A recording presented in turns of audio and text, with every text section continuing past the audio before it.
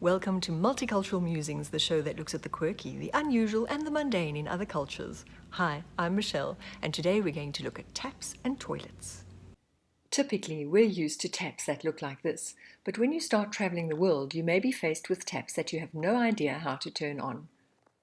Like this. I probably came across a tap like this in Germany about 30 years ago and really didn't know what to do. You move the lever that the knob sits on up and down to switch it on and off, and then you rotate the ball on the lever for hotter or colder. A mixer tap that I've come across in the USA gets turned on like this, but it always starts at cold, so you have to develop a strategy to avoid the cold blast of water before you get the warmer water.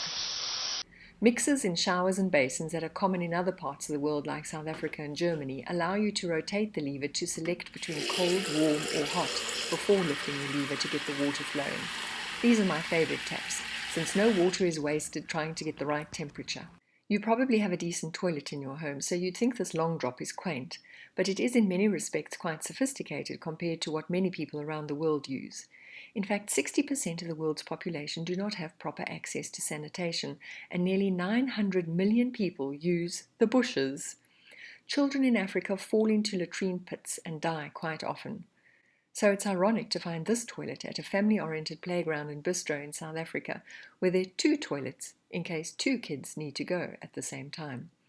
And this toilet was interesting just because of the way it was positioned in the cubicle, but I don't remember in which country I took the photo. Many places in the world make use of squat toilets, which are apparently better for you because of a better posture, leading to less problems with hemorrhoids and similar. Everyone has strong opinions on their toilets. Westerners poo-poo, excuse the pun, squat toilets.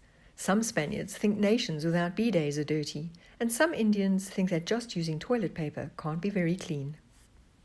Westerners may laugh at pictures like this, which show that you should not squat on a toilet like this. But how do you know that if you've never used a toilet like this before?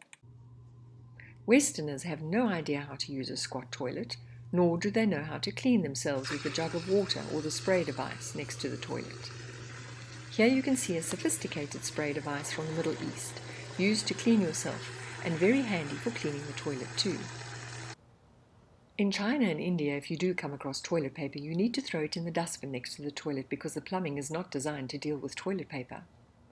I came across many toilets in China without a door, like this one, and this one with no door but a comfortable seat cover. It was only when I used the toilet in a rural market that I understood why there's no issue with the lack of privacy. Little stalls with no doors, you squat over the trough and there's running water that runs along, washing everything away. So I've shown you some really dreadful Chinese toilets, but here on the other extreme is a gold toilet that I found in a Chinese nightclub. So everything is available.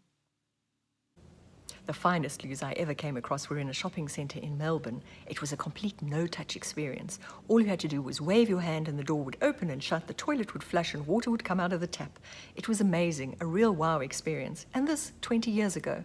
I have not subsequently come across a complete experience like this anywhere else in the world.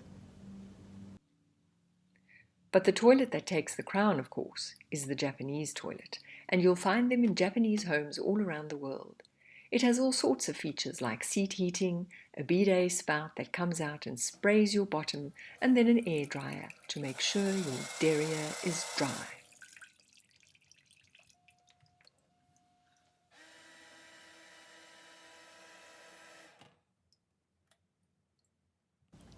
Of course, all of this is nothing compared to the $23 million loo that's just been sent up to the space station.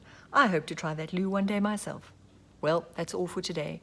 I'd always love to make a part 2 of this, so if you have photos and videos that you'd like to share, please get in touch at multiculturalmusings@yahoo.com or on the Multicultural Musings Facebook page. If you like the show, please like, subscribe, and turn on bell notifications. Adios, Zaitian, Hamburgashle, farewell.